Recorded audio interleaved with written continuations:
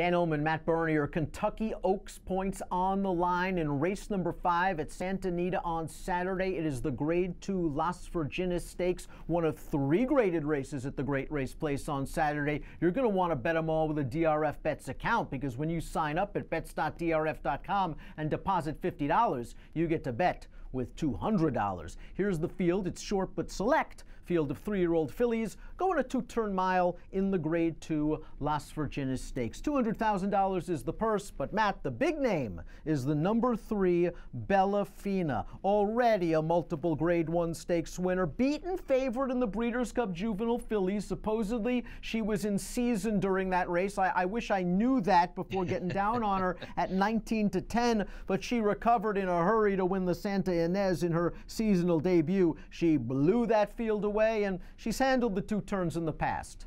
You know, I've said it every time she's run. For me, it's been a love-hate affair thus far, where when I fall in love with her, she usually has a hiccup and something doesn't go right, or it's just visually not what I anticipated. And then when I say, you know what, I just want her to prove it to me, she goes out and just absolutely blitzes the field. You know, on the heels of that Santa Ynez, I can't help but think she is the best, maybe one of the best, but if not the best outright 3-year-old filly that there is. She just looks like $1 million out there, and I don't mean that as a knock against Jaywalk, but she looks like an Amazon out there. She's huge. I don't have any interest in trying to beat her Saturday. This just goes back to the idea, though. I hope she doesn't do something to make me think otherwise again. From a speed figure standpoint, she's obviously a standout. From a class standpoint, she's a standout. I wonder ultimately how far she wants to go, whether the 1 1/8 of the Kentucky Oaks down the road is going to be in her wheelhouse.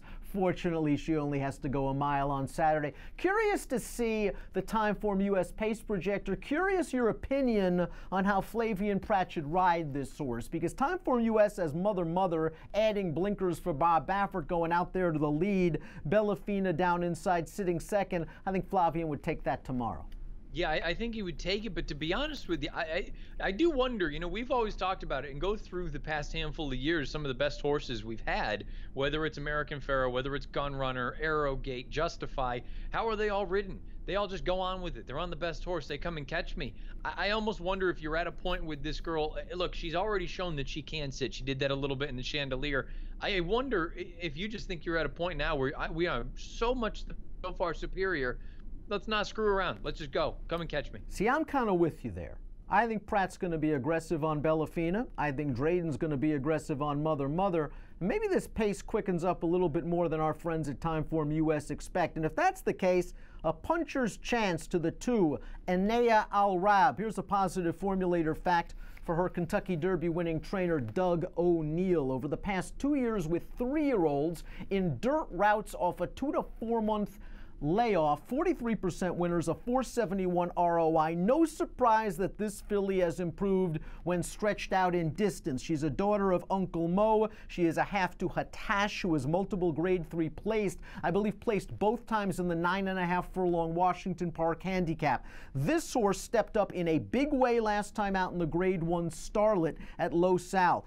Dismissed at 30-1, ridden very confidently turning into the stretch, and just missed by a head. That was a big-time performance, and the buyer moved up. I have a feeling a forward move is coming. Now, whether it's good enough to beat Bellafina, you got to decide that.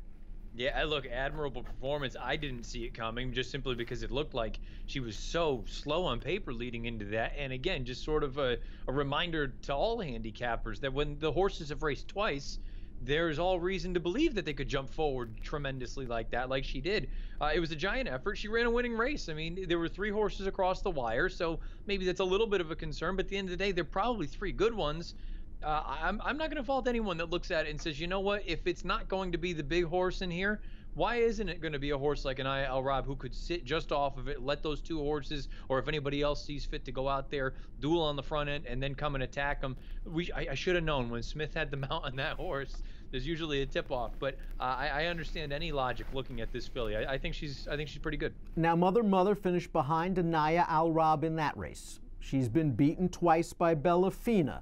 You got to have some concerns about her distance ability, even though she is a half-sister to Commanding Curve, who placed in the Kentucky Derby. And if Bellafina goes, I'm not sure if Mother really wants to get involved in an enervating pace duel with the horse to beat. But Mother does have something going for her, and that's some fella named Baffert. And as we see from this formulator fact, he's pretty good.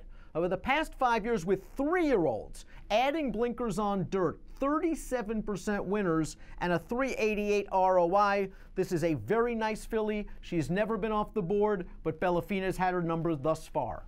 Yeah, I don't think she's as good as Bellafina, but I do think there's ability. I like how game she was in that Starlet.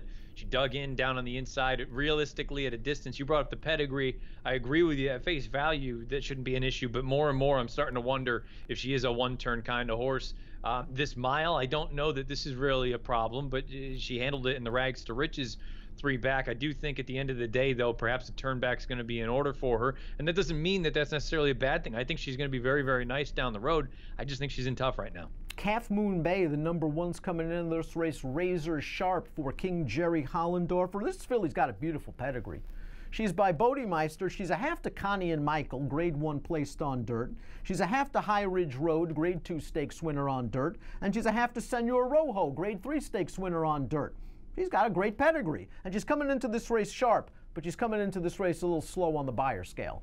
Yeah, you know what, I don't really have anything else to add there. She's sharp. She's coming into this in good form. She goes out for great connections. It's just difficult for me to sit here and say I think she's got a big chance. It's very similar to the NIL Rob thing. If she jumps up 25 points, I'm going to sit here and say, wow, you know, great. She's a nice filly and she's right on the way. But as of right now, I can't make that case. And Tomlin, the number 5, 15-1 on the morning line, might be a little overmatched in this race. Heck, she was no match for Bellafina and Mother in the Santa Ynez, but she's already a stakes winner on a synthetic surface. That makes her the 3rd black type earner out of her dam, who won the Pocahontas as a 2-year-old filly. Tomlin's going to have to improve 10 1/4 lengths in a little bit more than a month. You know what, though? I mean, again, this is the kind of situation where I don't fault the connections at all. You look at it, she's already a stakes winner on synthetic. She's turf route stakes placed. She's dirt sprint graded stakes placed. And if all of a sudden she can hit the board here in this spot, she is dirt route graded stakes placed. There are so many reasons to run her in here. I don't think she can win this race, or I think it's very unlikely. But at the same time, I would absolutely run her in a spot like this. Short field, take a chance. Top pick time for our Kentucky Oaks Point race at Santa Anita. You're going with Bellafina. Most folks are. Most folks are going to single. I'm hoping Mother and Bellafina might get involved early with the slightest of stabs with Anaya Al-Rab. I like the way she was traveling at Los Alamitos. Sometimes it's a mirage, those Los Alamitos races, but she looked good winning 2 starts back over Calf Moon Bay at Santa Anita, and Calf Moon Bay has come back to be fairly strong. So I think Anaya Al-Rab will be running late. Whether it'll be enough to knock down Bellafina, I am not sure, but I'll take the slight price with Anaya Al-Rab. It's 2-3 for me. Bellafina, single. 3-2 for me. 3-2 for Matt in the grade 2 Las Virgenes, one of 3 graded stakes races at Santa Anita on Saturday. Here's your chance to bet them. Deposit $50, bet with 200 at bets.drf.com. Approximate post time for Racing Fever at Santa Anita on Saturday, 1:30 Fever Pacific. Good luck.